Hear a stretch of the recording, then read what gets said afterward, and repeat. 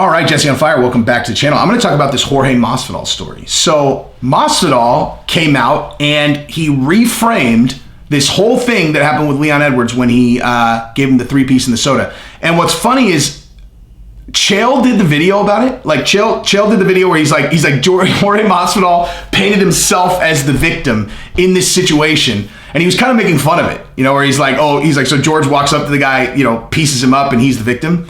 And I thought that was funny at first too. And then I actually listened to what George said and I put it all back together with the backstory of that fight that I already knew. And I was like, damn, that's actually not, I mean, even if George thought he was BSing when he said it, I think I'm going to be able to make a pretty coherent case for why he was justified in that, at least, you know, or where you can understand what he was doing. So anyway, if you like the content, subscribe and ring the bell. I have so many topics to cover today that I might just jam another one in here, like as a bonus. Actually, no, those other topics just don't go in this video. So yeah, anyway, but so basically what Masvidal said was like, he's like, dude, I'm just giving an interview. I just got fight of the night, knockout of the night. I'm doing my interview and this guy interrupted me and I walked towards him. You walked towards me. I'm just defending myself, right? And, you know, given the outcome of that altercation, it sounds kind of silly. But here's the thing, dude. Like, in all seriousness, it's not like Leon knew this, but actually think about this and put yourself in Masvidal's position. Okay, so Masvidal at that point was not current state Masvidal, right? Like this is George Masvidal who had lost some fights, took time off, and then went to Mexico, lived months in the jungle with no cell phone, had the epiphany where he was like, I can see it. I know exactly what I need to do to take advantage of my gift, right? And he swears off booze. He swears he's going to train harder than any other person. And he like sees the pathway forward. And then he goes home and he's like, the old version of me is dead. That guy's dead. And he literally reinvents himself. Not like in the way that like Lady Gaga reinvents herself. I'm talking like reinvents himself in terms of his behavior, how he sees his life, and how he trains and how he focuses on fighting, right? He changes his strategy in the octagon. He goes for knockouts. He makes a conscious decision of that, you know, in that camp. I can knock these motherfuckers out. So I'm going to start trying to knock these guys out. And also, I'm going to do nothing but train. I'm going to train harder than anyone else, and we're going to see what happens. And he does that. It's his first fight camp as the new version of George Masvidal. He goes into hostile territory where we've talked about this a million times. He was being fed to Darren Till to lose. And if you don't think that's true, you don't remember the situation, or you're not smart enough to understand what's actually going on in the UFC. Like, do you think that this guy that Sean O'Malley is fighting, the guy who's ranked 15, you think they're putting him in there because they think he's going to beat Sean O'Malley? They're putting him in there because he's ranked 15 and they think Sean O'Malley will beat him so he can get a ranking. Okay, like that's how they make these fights, man. Someone who's marketable, someone who's super marketable, they will tailor make their schedule so that they can win. I mean, that's just a fact. There's no point in arguing about that. And Darren Till is a superstar. And he had only lost once at that point. He just lost to Tyron Woodley. They needed to get him a win. And so they looked at like George Masvidal has a big name. You know, they thought that they had a big enough sample size of George's career to where they're like, he's never going to be a huge star. So like, it's not like we think he isn't shit, but he has a big name and we think Darren Till will win and it'll get, you know, shine back on Darren Till because he's super fucking marketable, you know. And they did it in England. If Darren Till came out to Sweet Caroline, the whole fucking place is singing. Masvidal's just in there by himself, like, all right, you know, absolutely the most hostile territory that you could go into. A Darren Till fight in England, dude. And think about Masvidal's situation. Okay, he reinvented himself. Like, this is a big fucking deal. Like, that's why again.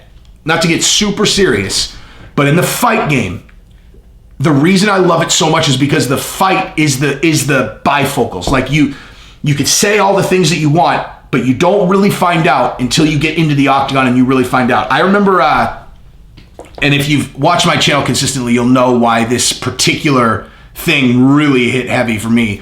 But I remember when Frank Mir came back off of his motorcycle accident, and he was chubby and just did not look like the same guy.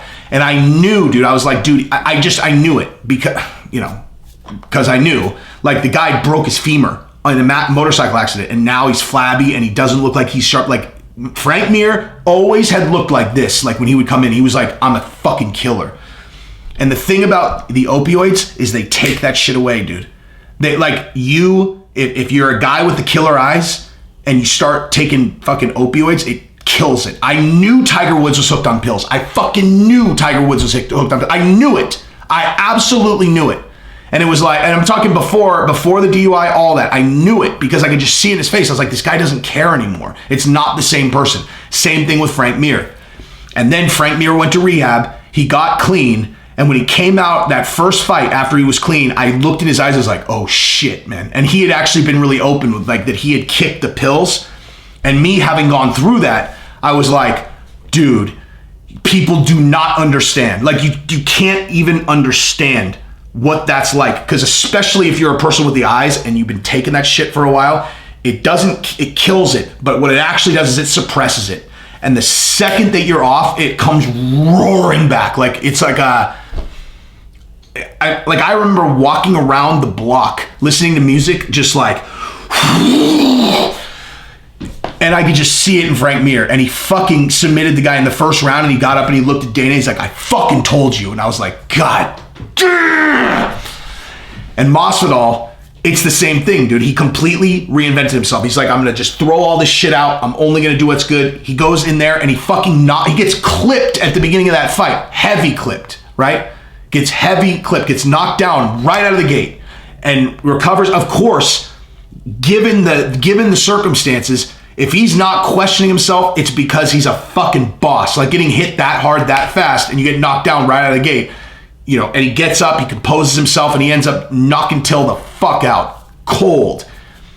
And then gets fight of the night, knockout of the night. That is an enormous moment for George Masvidal. A fucking enormous moment. Now, no one knew at the time. Like, no one knew that backstory. No one had any idea that he had been in the jungle for 3 months and that he had seen his future and all that. No one knew that. But he is basking in the glory of that moment. Him personally. He's giving his interview. Like, he's on ESPN. Like, he's a featured moment of ESPN. And then Leon Edwards walks by. He's all, yeah, bitch, I'll see you in fucking July. And George is like, and so George is like, you understand what I went through for this fucking moment? Like, you understand what I went through to have this moment where she's interviewing me? I went through enough that I'm going to fucking piece you up for interrupting it. It's that simple. And I don't even know, like, who knows? Who knows if George is even conscious of that? But I would imagine that if you got him on the couch and you really dug into his brain, he would go, yep, that's exactly why I punched him in the face. That's exactly why I punched him in the face. And so, that's what, I mean, I don't know, like that kind of thing that's the kind of thing that I see in the sport. I love, dude. Like, I fucking love it. I love this shit so much. But that's the kind of thing, like, I want to think about. Like, I want to think about, what did George feel in that moment? Why did he go attack him? Especially if that's why. Because it's like, I don't know. It's awesome. So anyway, it reframed it for me, dude. It reframed it for me. So anyway, if you like the content, subscribe and ring the bell. We got 40,000 subscribers on this channel, and we got 10,000 on Jesse on Everything. So if you haven't subscribed to Jesse on Everything, go give it a run, son. Anyway, that is what I got.